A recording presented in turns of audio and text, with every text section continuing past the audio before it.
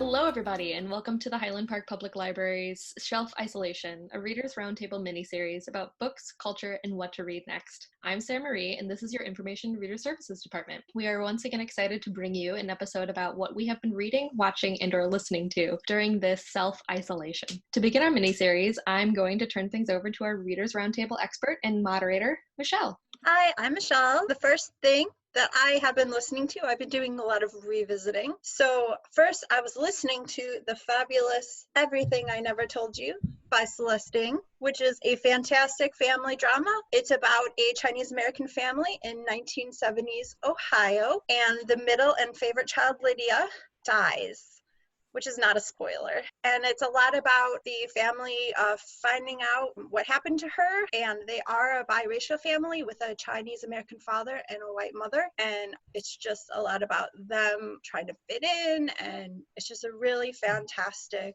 family drama. Now I've been watching things. Revisiting the fabulous Studio Ghibli Kiki's Delivery Service. It is a fantastic and family-friendly story of a 13-year-old girl, Kiki, who is a witch, whose family tradition is for witches to go out for 1 year and find their own town and find out their witchy talent. So she goes out with her cat Gigi, and they go into their new town, which is a lot larger. It's by the ocean, and she finds that they actually haven't had a witch there in a long time, and she finds out that it's kind of difficult to be on your own. It's fantastic. It has just beautiful animation, and it's one of my favorites. It's so good. And lastly, my favorite, the wonderful BBC miniseries of Pride and Prejudice, which is, in my opinion, the best Pride and Prejudice adaptation. It is the truest book to screen adaptation. Wonderful casting, beautiful costumes, amazing scenery, wonderful music. It's just the best. And then let's go on to Stephanie then. Okay, well, I read a book by Karen Odden. It's called A Trace of Deceit, and it's her second book. It's a Victorian mystery, and the story starts out with a brother and a sister, and the brother has just been released from prison for a forgery. And the sister, they meet every Tuesday. He's trying to rebuild trust with her. And she's actually a student at the Slade School, which is an actual school during Victorian times that had both men and women as students. So it was kind of cutting edge. It was a thing where the founder actually thought that would be good for them to practice to learn to paint side by side. So it's a pretty good historical fiction book. But she shows up at his home because he hasn't appeared, and she sees two men rifling through his things, and so she's like, hey, what's going on? And it ends up that they're from Scotland Yard, and the brother has been murdered. So from there, the story kind of goes on. She helps the detective because she has this background in art, and it has a lot to do with like a lot of forgery was going on during this time at the auction houses. And this painting that he was restoring ends up missing. And everyone thought that it had burned in an actual fire that took place during this time period in real life. So it's a really good, it has lots of good twists, and you learn a lot about art and just sort of like the auction. I didn't realize how much forgery goes on in the auction houses and things, so you kind of learned about that. And the neat thing about the author is not only did she teach English at the University of Wisconsin, Milwaukee, but she also worked at Christie's auction house, so she worked selling ads and things. So she has this really interesting background. So it was really good. It had lots of good twists. It was a nice, you know, you didn't have like all the blood and gore. It was just a nice kind of Agatha Christie kind of period piece, but learning the history of these things that actually did take place that she talks about in the story was really cool to learn about. And then the other one I finally finished, which it was really good, it just took me forever, was The 7.5 Deaths of Evelyn Hardcastle. So you can see I'm kind of stuck in a rut of what I'm reading, but this one was really good because it starts with the main character. His name is Odden, and he wakes up in the woods, and he doesn't know really who he is or why he's here. And what the story's about is all these people are called back to this house called Blackheath, and they're there for supposedly the engagement party of the daughter, Evelyn Hardcastle. But Evelyn doesn't want to marry the person she's supposed to, But really what has happened, all the characters in the book that are at this party actually were there 19 years before when their son died in a tragic accident. So this Aiden character, it's kind of a loop, kind of like how it is every day when you're waking up, when you're in isolation, that you don't know what day it is. So every day, this guy, he wakes up in another host body, and he's like trying to piece together who killed Evelyn. And like, so he kind of like, the characters kind of die over and over again, but he gets bits and pieces, and then he keeps getting visited by the plague doctor. So it's really neat. I mean, visually it's great and stuff, but also just trying like to piece together, and has lots of really good twists and turns. So those are the 2 books that I'm recommending right now. Thank you. So hi, I'm Sara. I have all audiobooks this week. My first book was The Right Swipe by Alisha Rai.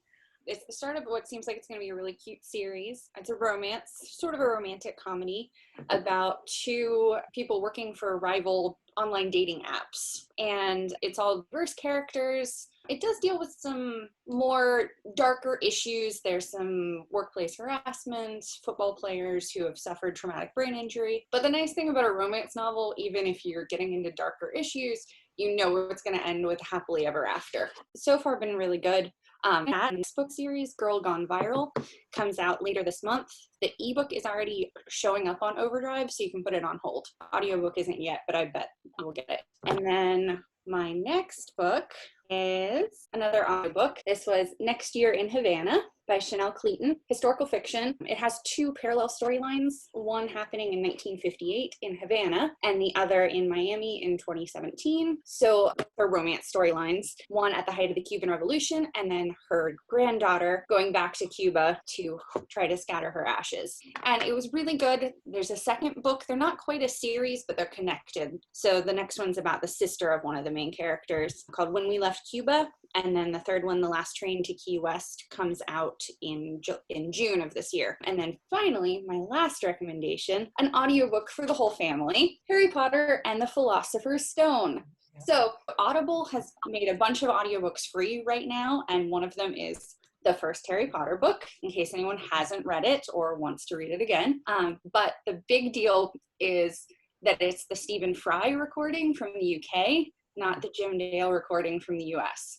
And I'd always wanted to experience that version, so I was very excited that it was currently available to stream for free. So we've been listening to this in the car whenever the family goes to get groceries, and even my 18-month-old doesn't seem to mind it. So we're introducing him to Harry Potter early. And those are my picks, so I'll pass it on to Sarah Marie. That is perfect. I've also always wanted to read the Stephen Fry version, and I'm obsessed. But for this week, I have been keeping up with my podcasts, and episode 242 of the podcast Call Your Girlfriend featured an interview with Beth Kalb, an author of Nobody Will Tell You This But Me. Beth is an Emmy-nominated writer for the Jimmy Kimmel Live Show and has earned a Writers Guild Award in 2016, as well as written for the Oscars and the Emmys. I immediately picked up Nobody Will Tell You This But Me, and in it, Beth writes in the voice of her beloved and sadly departed grandmother. She narrates to the audience conversations that they have actually had, as well as conversations that they will never get to have.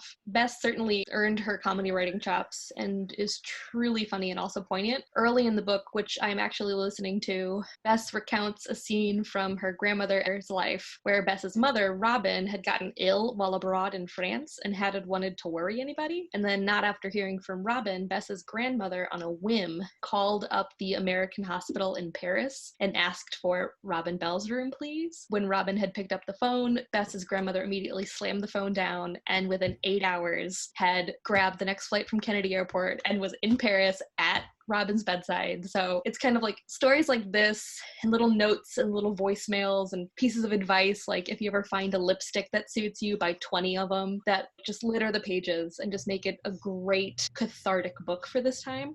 On a dramatically lighter note, I am rereading Casey McQuinson's Red, White, and Royal Blue with my college friends. This book is a romance book, kind of like comedy romance, a little bit lending towards younger adult, but it is actually shelved in adult, and it is about the son of the President of the United States and the Prince of England. that Sara has it right there in her photo. I love this book so much. I've talked about it all the time. It starts out as an argument that's gone public and viral, and the social teams of each of them kind of skew it and for them to be, more friends than enemies, and it's all their publicity teams. Also, I wanted to mention, just before I forget, speaking of romance, Amelie Howard's The Beast of Biswick is now on Hoopla. It's a historical romance that ties Beauty and the Beast meets Taming of the Shrew, and it is a great story. It's a little spicier on the scale of romance heat, but it does take a while to get there, and you can entirely skip those scenes without damaging any of the plot. And that's all I have. So previously, before this, I would work all the time, and I would do a lot of audiobooks. But now I actually have time to sit down and read. So one book I haven't read, but have been meaning to read for the past 10 years is called Snow Crash by Neal Stephenson. It's a science fiction thriller. Like I said, I haven't read it. It's on my to-read list. But all you need to know, the main character's name is Hero, protagonist, and he is a computer hacker and a pizza delivery driver for the mafia. If that doesn't suck you in, then this book is not for you. But Neal Stephenson is a pretty famous science fiction author, and this is one of his best. And it came out in 1992, and it deals with the metaverse, which is the successor to the internet. And it kind of reminded me of, if you guys have seen or read Ready Player One, this virtual reality world. That's kind of the successor to the internet. So it sounds like a lot of fun, and I've been meaning to read it, and I will report back when I do. I also, like I said in my last video, I've been playing a lot of games. I mean, not a lot, because I'm always busy, but this game is family friendly, and it's a really, really awesome game. It's called Kirby Planet Robobot, and I've recommended this to everybody I know. And it's rated E for everybody. It's for the Nintendo 3DS, and you play Kirby, who plays, he has the ability to have all these armor type things, and it's a lot of fun. I mean, if I'm playing it at my age, that's saying something, you know what I mean? So it's really good. And it's a really good game I recommend for E for everybody. So I'm also playing Death Stranding, and it's for the PlayStation 4. It is made by the same person who made Metal Gear Solid. So those are, I think Metal Gear Solid 2 and 4 are probably my favorite of all time. But if you like Hideo Kojima's games, I definitely recommend this one, Death Stranding, PlayStation. And also, my kids are downstairs, but they also wanted me to recommend Dogman. Now, this is the first one in a series for obviously younger kids, but the storyline for this is pretty much, it's a dog's head on a police officer's body. Me and my kids, who are 8 and 6, recommend the Dogman series. So with that, I will give it to Kieran. Okay, thanks, Gus. Mm-hmm. So I this week did not so much read as do a hunt for physical books. One of my sisters got in touch with me and said, I'm so bummed the library's closed. I would just go in and use the self-checkout and get what I wanted, but I can't even go in. And I started to look around and see what I might be able to send her. And I got together maybe 4 or 5 paperbacks, and it turned out this one, which is by Penelope Lively, called How It All Began. She said she'd already read it. And I said, okay, well, she thought it might be a good reread. And I said, well, yeah, maybe she's right. So I started to look at it again. And as I looked through the books that survived my move 2 years ago, I found another one by Penelope Lively called Making It Up. And this, I don't know where I got this. It's got water-stained pages, but it's really good. I don't know if any of you have read Penelope Lively before, but she's British. She's most known for Moon Tiger, which I have not read yet. But these are such interesting, in the case of Making It Up, it's short stories. And she says, I've always wondered what would happen if I had not done this or that. She's a British citizen, grew up in Egypt, and then was evacuated, I think, in World War II. And she wonders, well, what would have happened if I had not done that? And she writes a story about that. She makes up characters, and then at the very end of each story, she'll say, that really wasn't me. I didn't do this, but it's interesting to think what might have happened if I had. And it's really, really good, I think. She's very unusual. The plots, when she writes fiction, are, full of twists and turns and surprises, and you really have to pay attention because things are just sort of dropped. Little interesting things are dropped, and later you think, what was that? You go paging back, try to find it, but when you first read it, it seems very easy, straightforward, and then things seem to pile up, so you suddenly think you've lost track, but you really haven't. So anyway, I recommend her highly. And now on to Jackie. Hi, thanks, Karen. I've been using this time to do some of my reading challenge that I'm doing. And once again this year, I'm doing the Read Harder Challenge, which is by Book Riot. And what I like about Reading Challenge is it allows me to read material that I don't normally read or I don't really care for, like science fiction, but I do it because it is a challenge for me. So one of the materials that I read for the challenge is a middle grade book that did not take place in the United States or the UK. So I read Akita Witch. Akita Witch is about an 11-year-old Sunny who is born here in the United States and was brought back to Nigeria about 3 years before the story starts. And Sunny is often picked on at school. She is also an albino, so she doesn't look like everybody else, which makes her being picked on even more. She's bullied quite a lot. Well, during the course of the story, she finds out she is a member of the leopard people who are magical beings. Most people who are leopards are heretical. So their parents are leopards, so they're taught at a young age of how to be a leopard person and what their magical ability is. So Sunny's a free agent, and she has to learn what her ability is. And she goes through lessons with her friends, Erlu, Chi-Chi, and Sasha. And the four of them form a magical group who actually ends up saving the world. So it's a very interesting book. It reminds me a lot of Harry Potter because her world is so different, and she has to balance her normal world with her family and schooling with her magical world that she can't tell anybody about. The second book I've been reading is a challenge that says read a book about a disaster.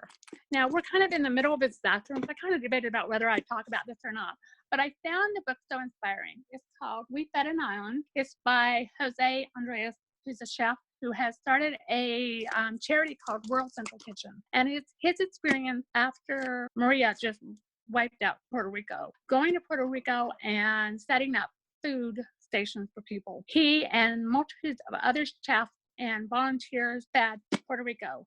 And he discusses the history of Puerto Rico and some of the governmental background with the United States, since they are a territory of the United States, what Puerto Ricans have gone through throughout life. And he also discusses the breakdown between the official government response to Maria and what was actually happening on the island. But it's very inspiring, and Chef Andres is actually on the cover of Time magazine this week. You can go to time.com and read the article about him. And basically his whole philosophy breaks down to without empathy, nothing works. And that is how he has done his philosophy. A couple other things that I want to mention is, so those of you who read crime fiction, mysteries and thrillers, you may want to look at the website Crime Reads. It's at crimereads.com. This is one of the Lit Hub's website. You can also sign up an email that comes Monday through Friday. And I will say I haven't been reading the email, but I looked at today's email.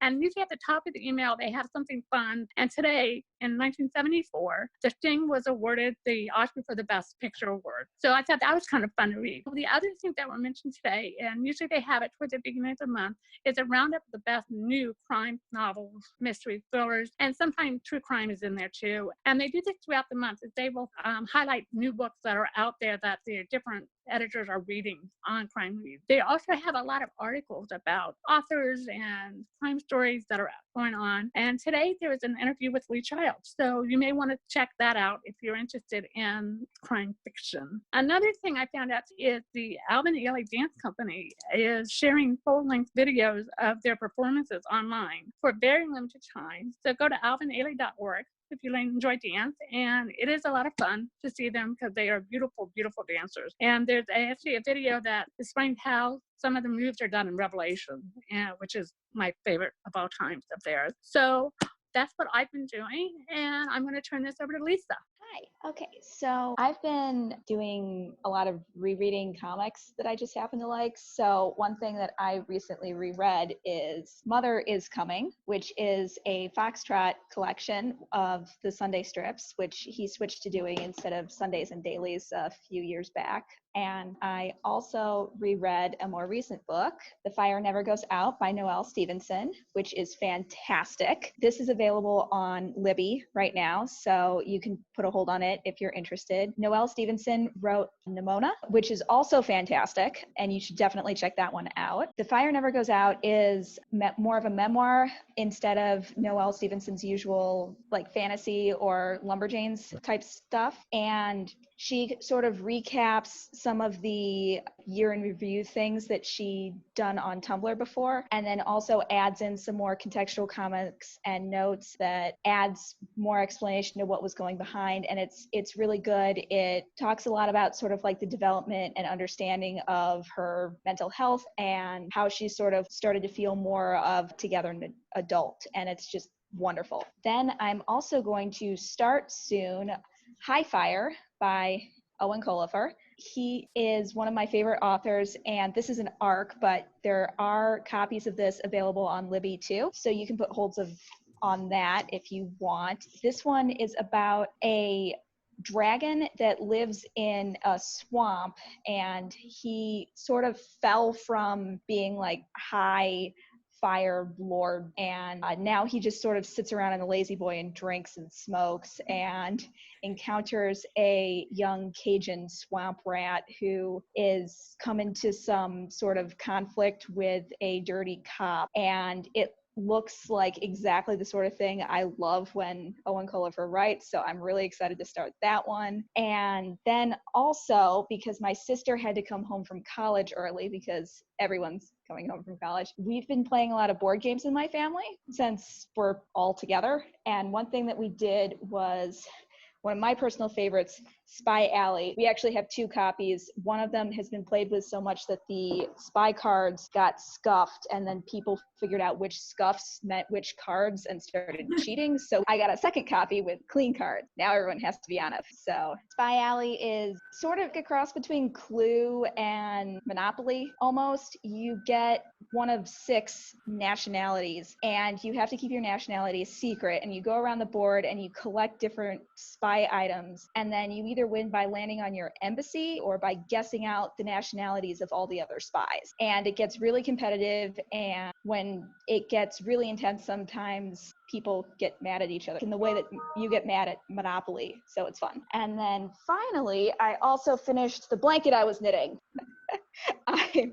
Finally, so many years, done. While I was knitting that, I watched a lot of PBS Eons, which is a really great YouTube channel about evolutionary history, and it asks questions like, how did scientists figure out whales used to be land mammals, and that sort of thing, and it's just a really nice thing to have in the background. That's what I've been doing. So with that, I'll pass everything on to Catherine. Thanks, Lisa. The first book that I have to talk about, I just finished it this morning, is called The Appointment by Herta Müller. This book, I think it came out in Germany in 1997 and in English a few years after that. Herta Müller is kind of famous because she's won so many awards. It is not a happy book.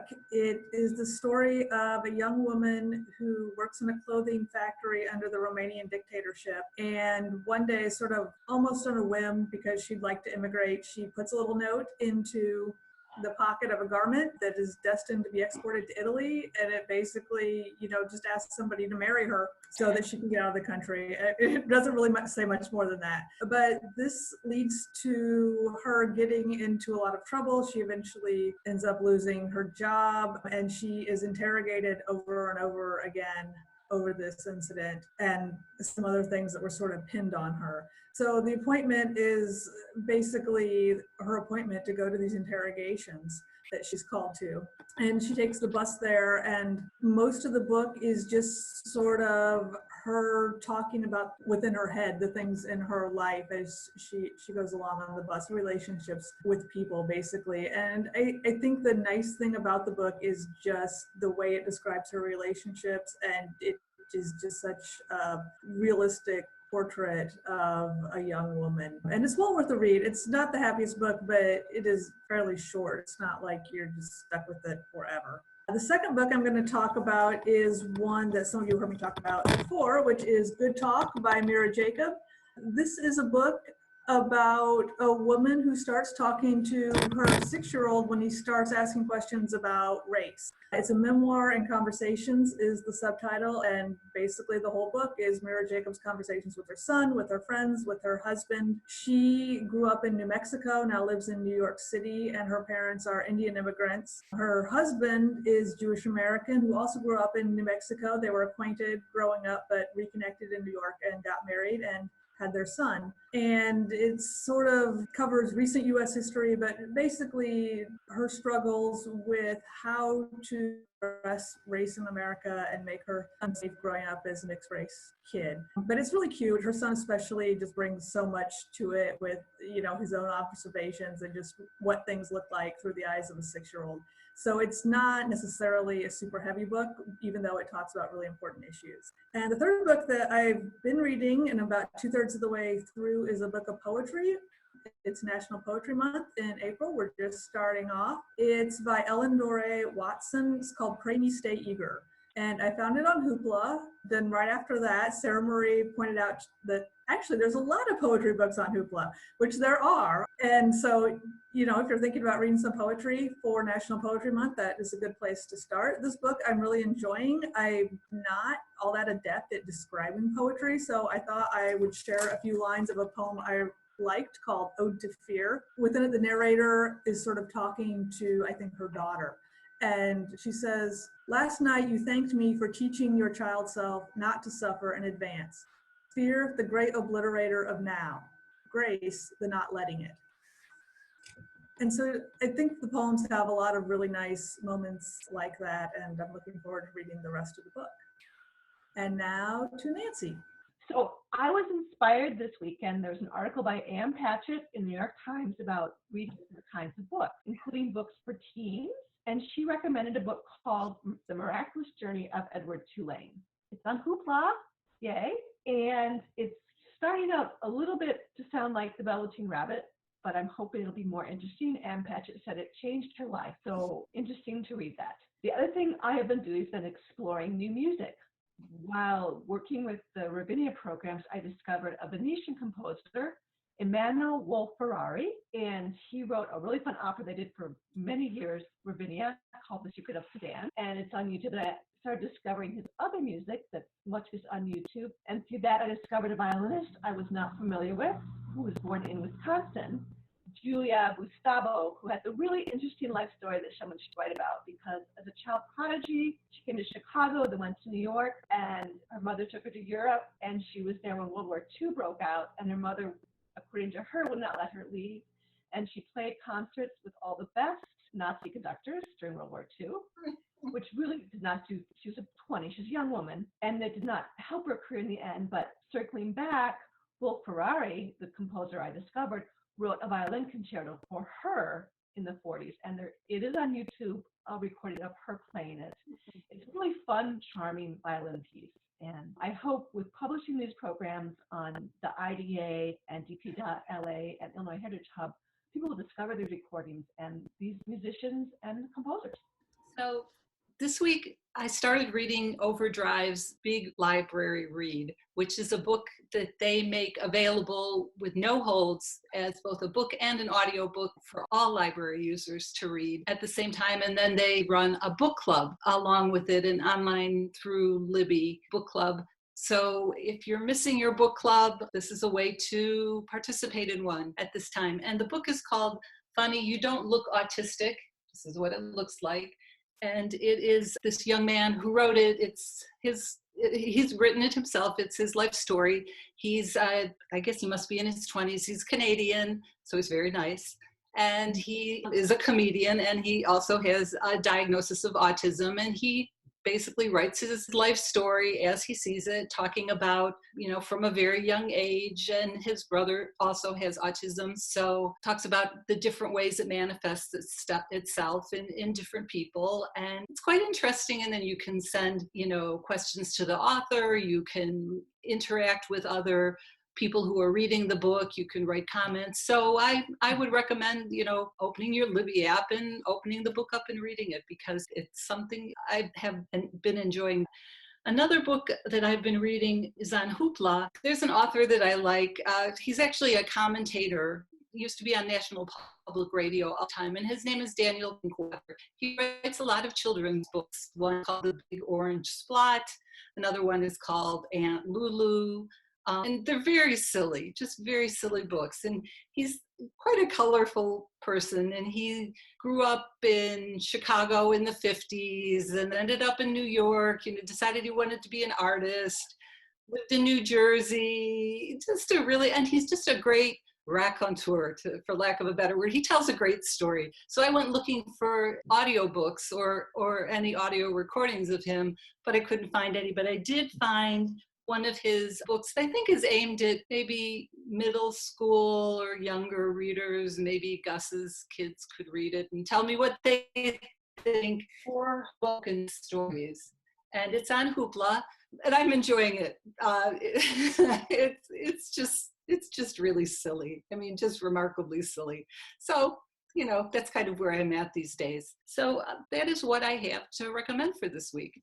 Well, excellent. That is it for us today, folks. I know I am taking great comfort from the voices of my weekly podcasters who are continuing to core during this time. So I hope we are providing a similar sense of calm for you all with our mini-series. As always, please remember that we are always here for you. We are available for comments, questions, or any concerns that you may have. And you can reach us online through Facebook at facebook.com/HPLibrary, through our Twitter, which is at HPLibrary, or by email at hppla@hplibrary.org.